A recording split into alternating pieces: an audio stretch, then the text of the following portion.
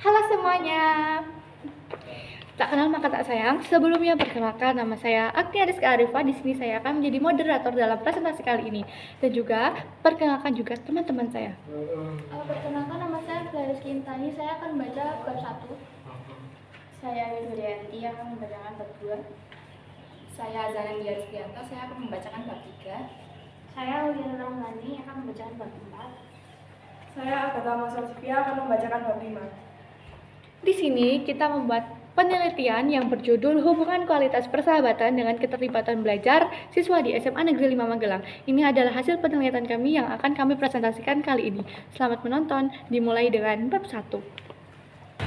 Baik, selanjutnya saya akan menjelaskan tentang bab 1 yang pertama mengenai latar belakang penelitian kami. Pendidikan merupakan upaya penting untuk membantu individu mengembangkan potensi mereka. Namun di era modern ini banyak faktor yang menghambat keterlibatan belajar remaja, seperti kurangnya motivasi, suasana belajar yang kurang kondusif, dan pengaruh teman sebaya.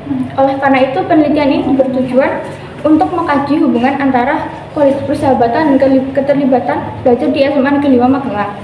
Selanjutnya, rumusan masalah yang kami teliti adalah seberapa besar pengaruh di belajar di SMA Negeri 5 Magelang. Dan tujuan kami dalam penelitian ini yaitu untuk mengetahui seberapa besar pengaruh persahabatan terhadap keterlibatan belajar. Kami harap penelitian ini memiliki manfaat untuk mengetahui seberapa besar pengaruh persahabatan terhadap hasil belajar dan bisa menambah wawasan dan pengalaman langsung tentang hasil belajar persahabatan terhadap hasil belajar. Selanjutnya adalah bab 2 yang akan disampaikan oleh teman saya. Baik, di bab 2 ini ada landasan teori.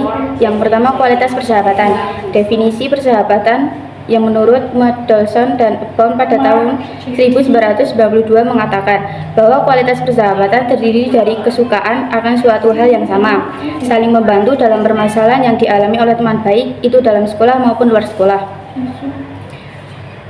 Sejauh mana teman memiliki rasa kesetiakawanan, saling memberikan manfaat bagi teman, dan memberikan rasa aman secara emosi atau memberikan dukungan emosi pada teman yang lain dalam situasi yang tidak baik, dan sejauh mana permusuhan, ketidakpercayaan, dan ketidaksetujuan dalam pertemanan. Dua aspek-aspek kualitas persahabatan mengatakan bahwa kualitas persahabatan terdiri dari 4 aspek, diantaranya yang pertama, closeness atau kedekatan. Kedekatan dalam aspek ini adalah tingkat kasih sayang antara teman. Yang kedua, help atau bantuan. Bantuan adalah saling membantu yang ditawarkan oleh teman untuk mempertahankan persahabatan. Yang ketiga, acceptance atau penerimaan. Penerimaan adalah tingkat penerimaan teman di sekolah, apakah itu secara emosi ataupun secara sosial. Yang keempat, safety atau keamanan. Keamanan adalah tingkat keyakinan atau kepercayaan yang bergantung kepada teman-teman di sekolah. Yang ketiga, ada faktor kualitas persahabatan. Ada 3 faktor utama yang mempengaruhi pertemanan, yaitu yang pertama, faktor individu.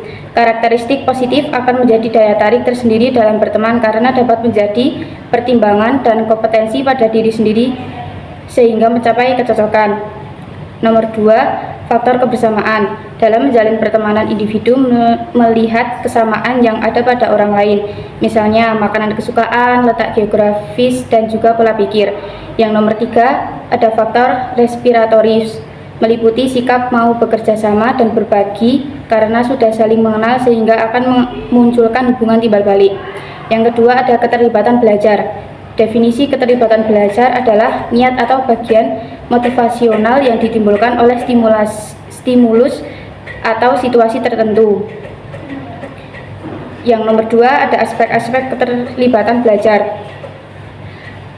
Keterlibatan siswa memiliki 3 aspek, yaitu terlibat secara perilaku, kognitif, dan emosi.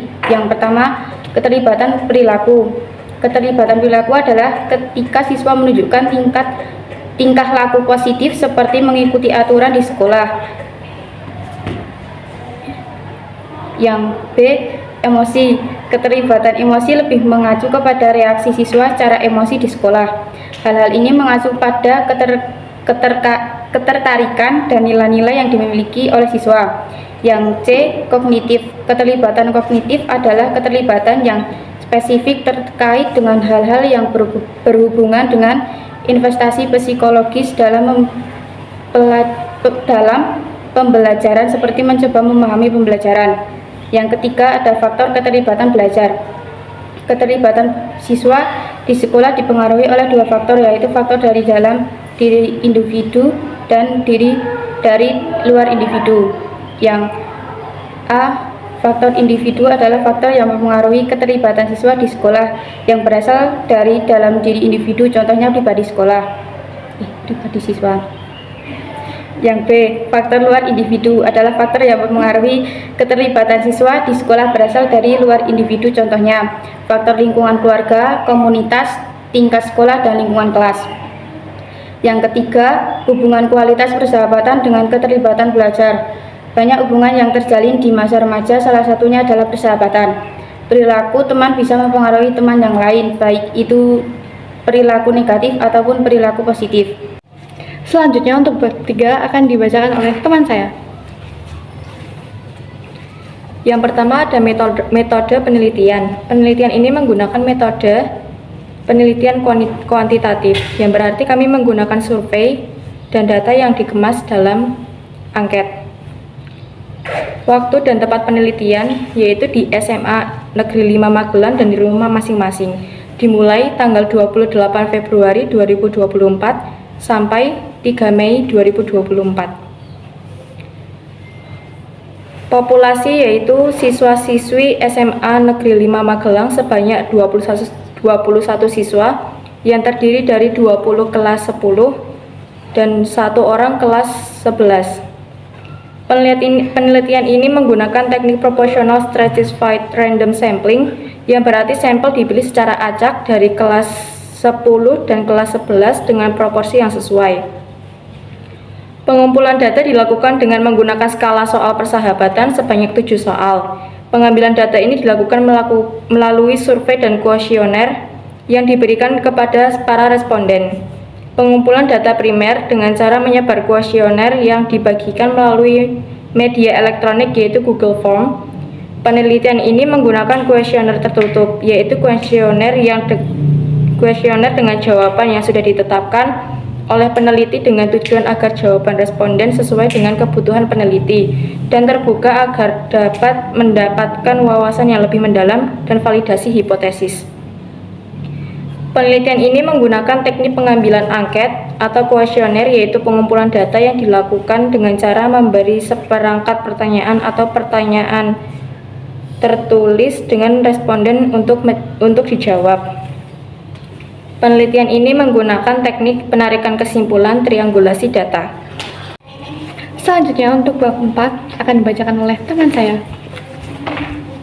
Selanjutnya saya akan membacakan bab 4, yaitu hasil penelitian dan pembahasan. Dari hasil penelitian, data dengan kuesioner terstruktur yang disebar menggunakan Google Form didapatkan responden sebanyak 21 orang. Profil responden dalam penelitian ini diamati untuk memberikan gambaran seperti apa isi penelitian ini. Responden dikategorikan secara usia, rata-rata usianya 15-19 tahun, dan merupakan siswa dan siswi SMA Negeri 5 Magelang. Dan pembahasannya selanjutnya ada pembahasan. Berdasarkan hasil data yang ada, 57,1% responden setuju bahwa kualitas persahabatan mempengaruhi kualitas belajar. Hampir seluruh responden merupakan tipe yang mudah belajar berkelompok dan juga lebih bersemangat dalam kegiatan pembelajaran jika bertemu dan berinteraksi langsung dengan temannya.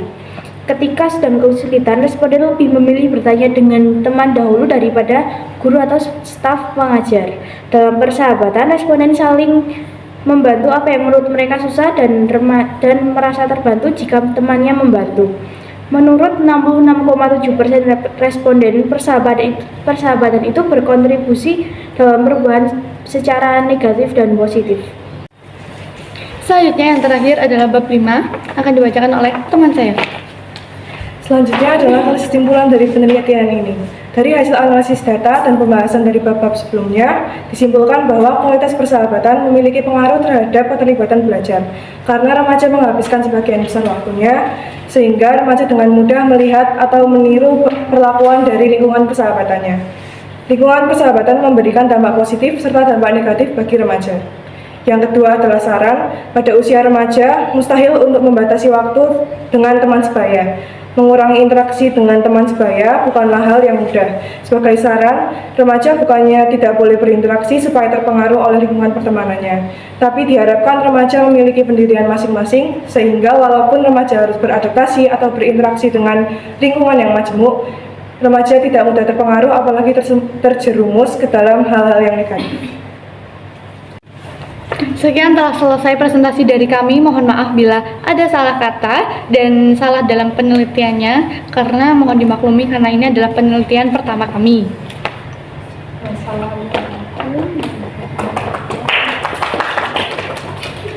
Terima kasih. Wassalamualaikum warahmatullahi wabarakatuh.